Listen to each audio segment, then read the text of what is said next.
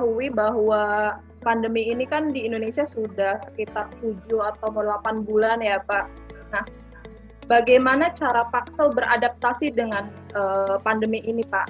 Ketika itu apa yang pertama kali dilakukan oleh Paxel Pak? Ya, waktu pandemi ini mulai start, sebenarnya dari Paxel kita cukup lama persiapannya.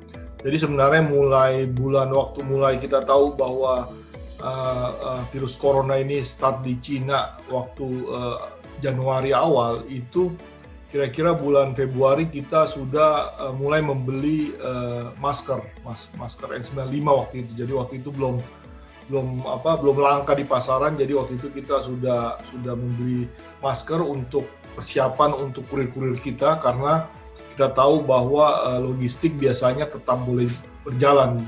Tapi memang betul bahwa waktu PSBB mulai, logistik termasuk salah satu industri yang diberikan pengecualian untuk tetap bisa beroperasi.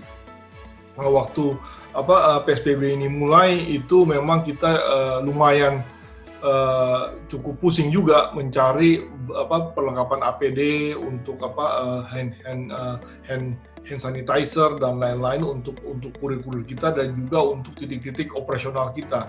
Jadi titik operasional kita di seluruh Jawa dan Bali itu hampir sekitar 110 lokasi Paxel Point kita sebutnya. Jadi kita lengkapi dengan hand sanitizer, juga disinfektan untuk menyemprot lokasi operasional kita, juga termasuk barang-barang yang kita pick up dan juga kita antar gitu ininya.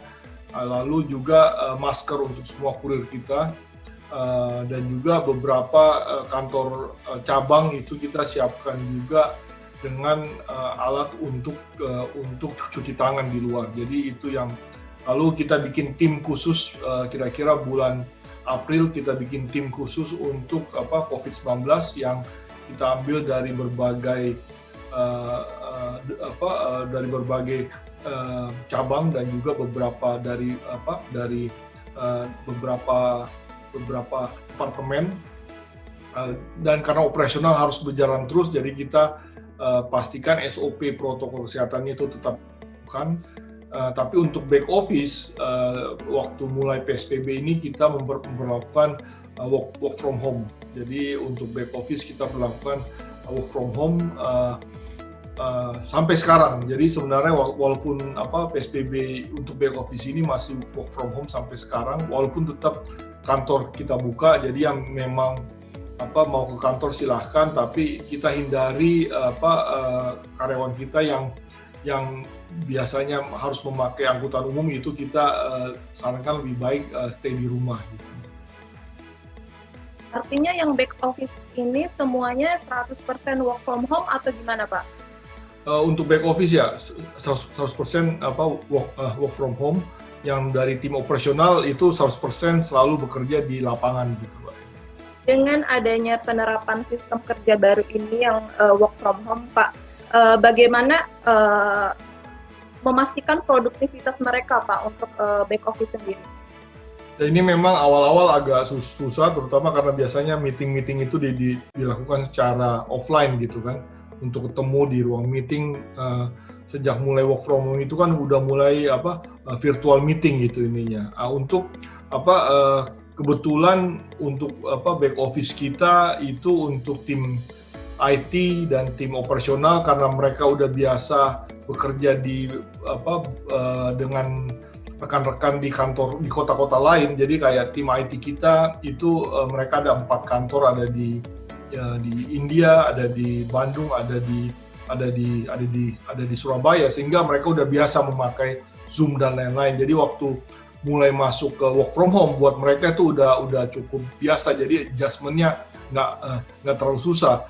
Yang agak susah adalah rekan-rekan kita yang back office yang memang selama ini biasanya offline gitu kan, apakah tim marketing, tim finance dan lain-lain. Nah ini yang memang adjustment-nya ini awal-awal kita lihat memang ada yang belum biasa gitu.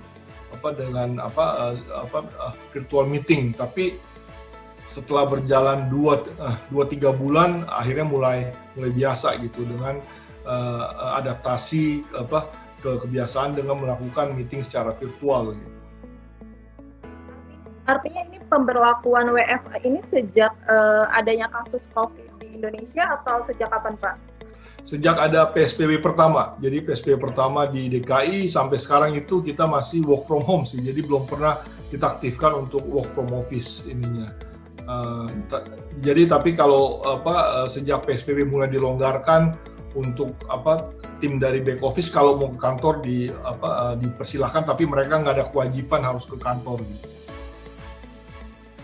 Kalau ada yang ke kantor, Pak, protokol kesehatan di kantor itu mulai dari masuk ke kantor itu alurnya seperti apa, Pak? Jadi masuk mulai dari kantor itu memang harus diperiksa suhunya dulu, lalu biasanya dari security meminta untuk membersihkan memakai hand disinfektan, dan juga di tiap lantainya kita batasi, jadi nggak semuanya bisa dipakai. Jadi di dalam lift pun kita juga kita nggak bisa dengan jumlah yang normal, jadi banyak dan kantin pun kita tutup, jadi nggak ada biasanya dari sebelum pandemi ini kita ada kantin yang biasa untuk dipakai oleh karyawan untuk makan siang atau makan malam, itu kita tutup. Jadi memang secara jumlah orang itu sangat terbatas, dan jam kerjanya pun kita bebaskan, jadi nggak harus. Jadi ya bebas-bebas saja, dia mau datang jam 9, mau datang jam 10, atau mau datang sore, itu bebas-bebas saja yang memang berkeinginan untuk bekerja di kantor atau meeting di kantor gitu. Jadi kita nggak memberikan jam kerja pasti gitu. Kalau untuk protokol di karyawan-karyawan operasional itu seperti apa, Pak? Boleh dijelaskan? Kalau untuk karyawan personal itu wajib untuk diperiksa setiap hari. Jadi suhunya setiap kurir kita yang masuk itu harus diperiksa oleh koordinatornya. Dan begitu ada gejala sakit sedikit, walaupun itu bukan panas, itu mereka harus istirahat.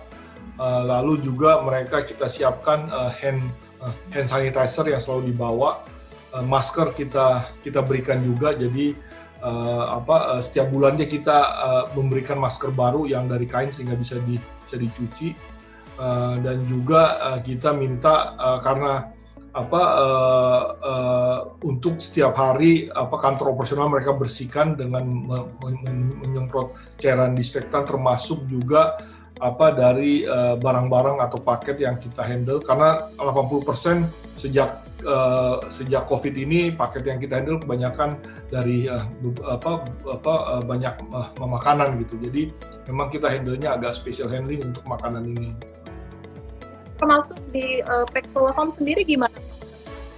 Kalau di Pexel Home itu sama, jadi setiap yang masuk tetap kita periksa suhunya, lalu kita hand sanitizer, dan kita siapkan juga alat cuci tangan di depan kantor gitu, Pak.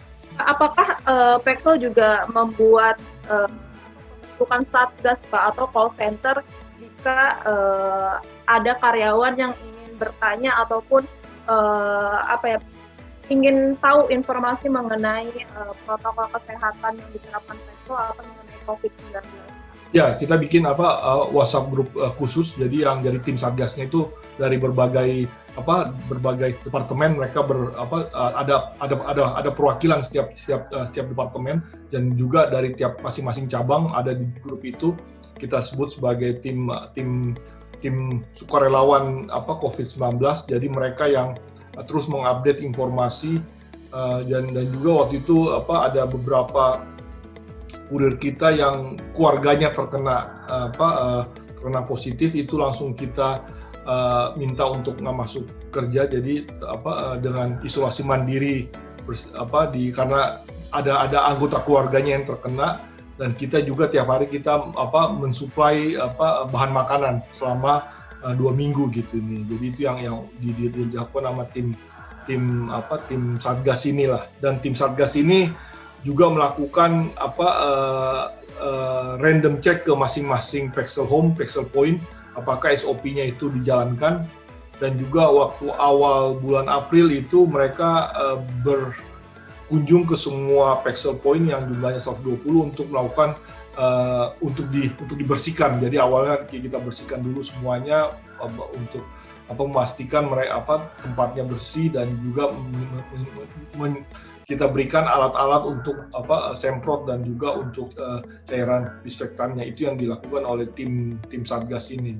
Pak, adakah hal-hal istimewa lain, misalkan membagikan masker atau rapid test secara berkala kepada karyawan? Adakah hal-hal seperti itu, Pak, yang dilakukan Pexel?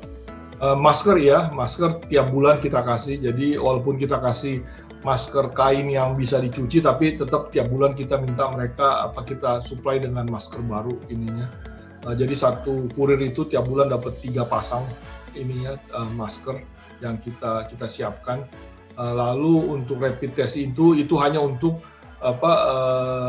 kurir-kurir yang kita identifikasi ada kemungkinan terkena COVID karena salah satu anggota kurir terkena gitu. Kalau boleh tahu Pak, sekarang karyawannya ada berapa? Jumlah karyawan yang di back office dan yang di lapangan? Di back office hampir kira-kira sekitar 150 orang. Untuk kurir kita hampir 1.400 orang.